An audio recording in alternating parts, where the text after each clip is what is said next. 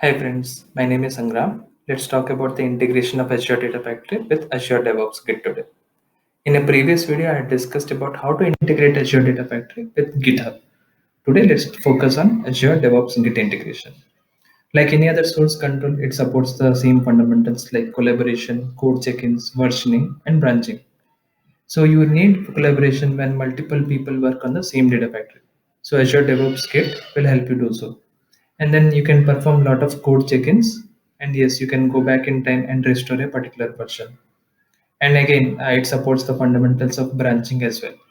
Let's say you have the source of truth in master branch, or we also call that as main branch. Now, when user wants to modify a few things or develop some components on top of existing one, that person would take a copy of the master branch and they can call it as user branch, develop components and raise a pull request to the master branch. And then the owners of the master branch would review the request and merge it with the master branch. So that's how the code integration happens. And now let's go to the Azure Data Factory portal and understand how to integrate that with Azure DevOps Kit. So this is the data factory. If I click on author and monitor, I would go to this particular page. And I can set up the code repository either using this option, set up code repository, or I can go to the manage tab and then select git configuration, click on configure. But now instead of selecting GitHub, I would select Azure DevOps Git. And before even selecting the options, let me go to this tab and show you the source control Azure DevOps. So here we can see under the repository project bits, we have just an empty file called as a readme file. So once we integrate, we would see some more components, which are the data factory components. Let's go back to data factory and then let me select the Active Directory followed by a DevOps account. And then I would select the project name, which is project bits. You can see it over here. This is my project name. And then I have to select the repository. I would select use existing and project bits is my repository over here. So let me scroll down and then select the collaboration branch. So as I have initialized this repository, I just have a branch called as main branch. So that would be my collaboration branch. And then the publish branch by default would be ADF publish, which is the data factory mode publish branch. And then I will select data factory as the intermediate folder name, because in the same repository we can have multiple components of multiple technology stack, right? Like SQL, like Cosmos DB, etc. So I would just demarcate this as data factory. So by selecting this option, import existing resources to repository, you will be moving all the contents of link services, datasets, pipelines, and triggers into the branch. So when you integrate repository for the first time, this option is a must. And then I have to select which branch I'm importing into. So I'll be using the collaboration, which is nothing but my main branch. So click on apply. So now what is happening? So while it is in progress, it is actually moving all the contents of this data factory to the branch over here under main branch. So let it complete. Yes, and you can see my repository is now connected. Let me go back here and then refresh the page. Now you can see I got a folder called as data factory. Under that, I should see dataset, factory, link service, pipeline. If you have triggers, that would also appear here. And let me just browse. See, if I click on dataset, I would be able to see the JSON of this particular dataset. Okay, so we have successfully integrated our data factory with Azure DevOps Kit. Now let's follow the process. Now let's say user wants to develop some components in this data factory, right? So that person would go to author tab and then they have to create a new branch out of the collaboration branch, which is the main branch. So click on new branch and let me name it as users and click on save. Now a copy of the main branch is into my users branch currently. So let's say I go to this particular pipeline, PL incremental copy. I would change some description of this particular pipeline. So this pipeline is to load data incrementally from the source database. Okay, now I will do a check-in. So how to perform a check-in? By clicking on save, it will perform a check-in. Click on save. And let me show you whether the check-in has successfully taken place or not.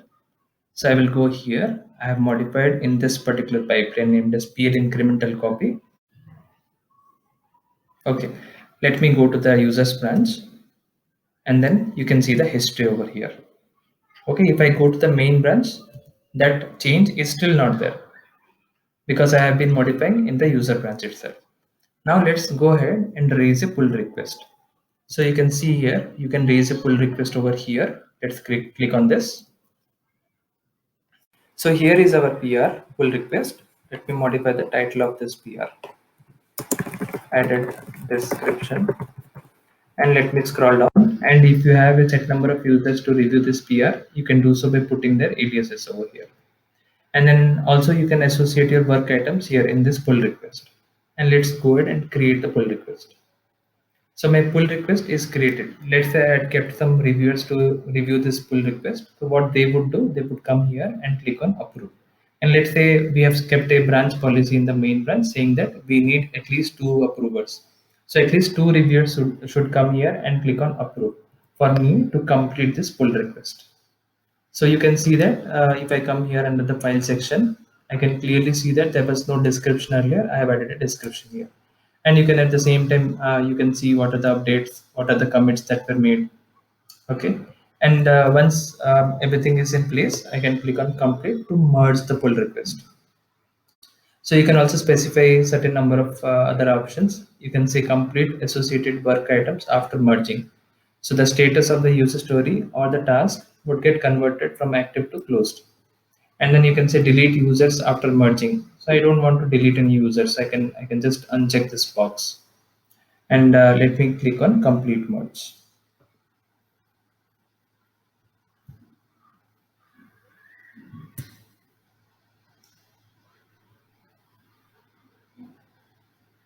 So it is in the process of merging the pull request and moving the contents from user to master branch, and it is complete now.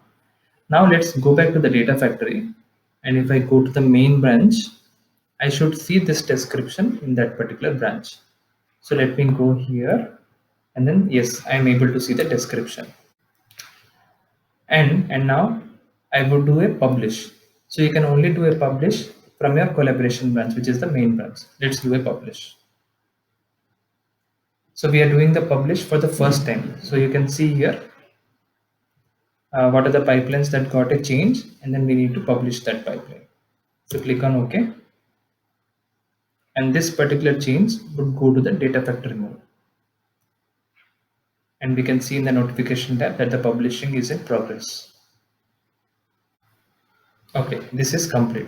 Now let's go to the data factory mode. Let's go to the pipeline, incremental copy, and yes, I'm able to see the same change. And let me go to the repository once more. Refresh this page. And now you can see there is a new branch called as ADF publish, which contains the ARM template of the data factory, which is nothing but the equivalent of the data factory mode here. So let me show you. ADF publish, and click on demo bits ADF, and you would be able to see the template in the parameter file of this data factory.